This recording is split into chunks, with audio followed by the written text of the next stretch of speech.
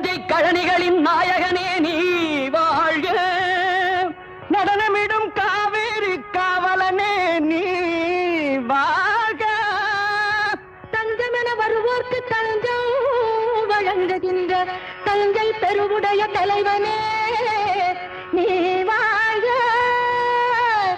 பெஞ்சமரில் வெற்றி கண்டு அஞ்சலிக்கும் மக்களுக்கோர் பின்னுயர் பெரிய கோயில் தந்த வீரராஜராஜ சோழ